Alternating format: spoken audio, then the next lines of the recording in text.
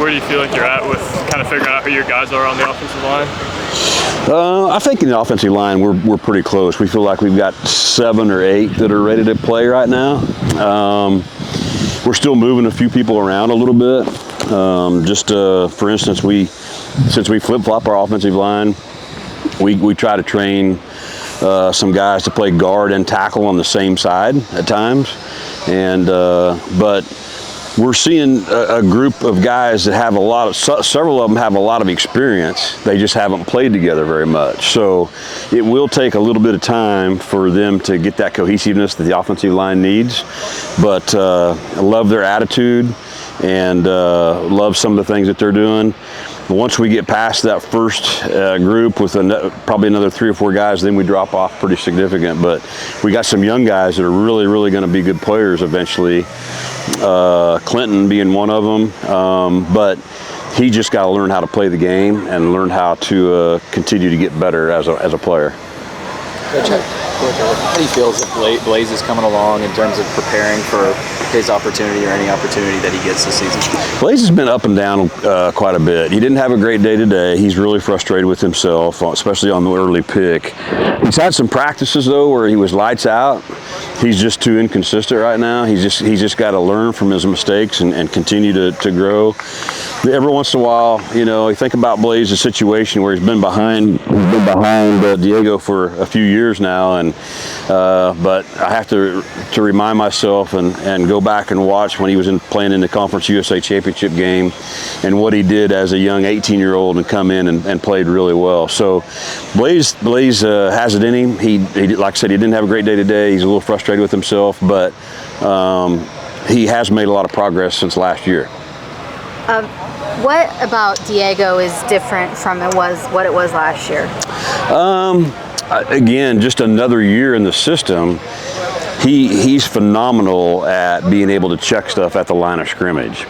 A lot of times we'll give him 2 plays to go up, but every once in a while as a play caller you can be wrong, and he does a great job of making us look right. And so yesterday we had an example of that where we were running a 2-minute offensive situation against each other, and I called something, and he's like, "Yeah, that's good, but let's do the nod." I'm like, "The nod's not going to be there because the corner's not going to buy it," and we end up throwing the nod for a touchdown. So he knew it better than I did, I guess. So he just understands and has a great idea, especially on protections and stuff, where to put our offensive line in the best situation. And what's the next step that you think he can take as a player?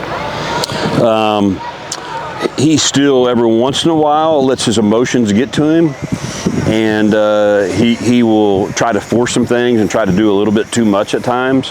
When he's playing within himself and playing kind of within what we allow him to do and what he knows he can do, he's fantastic. When he starts to press a little bit or gets a little bit of frustrated at times, then he can try to do too much, and that can cause you problems.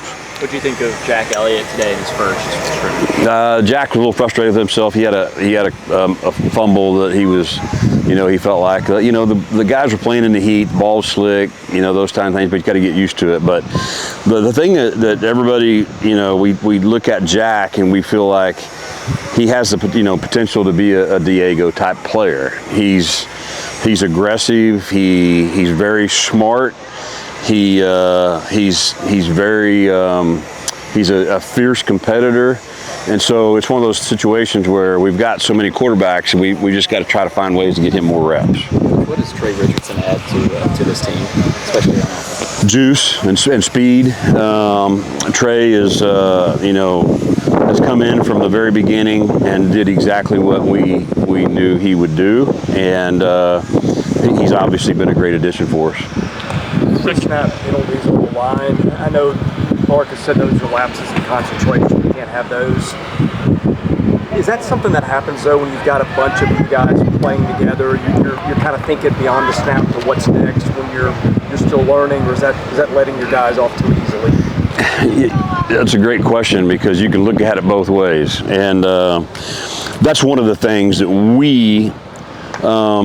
To be successful in the SEC, we have to be super disciplined with snap count. And we've got to be able to be better at drawing people off sides.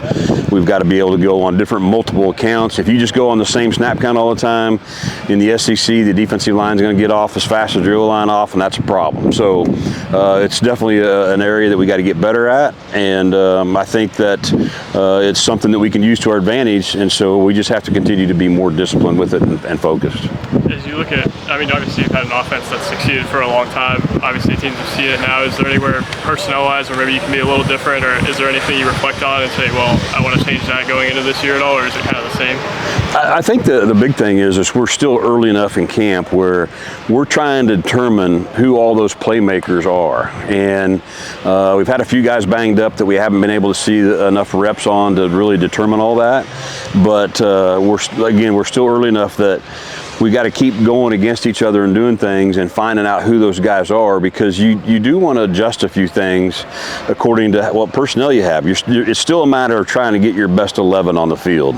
And sometimes if you've got a tight end out and then you put the next tight end in, is that tight end going to help us more than another receiver that we could put in the game? So those are all situations. Sometimes you may have a really good running back that's standing on the sideline that needs to be in the game, and so sometimes you need to be in more two-back stuff. So it just kind of depends on personnel, but again, we're still early stages of determining all that.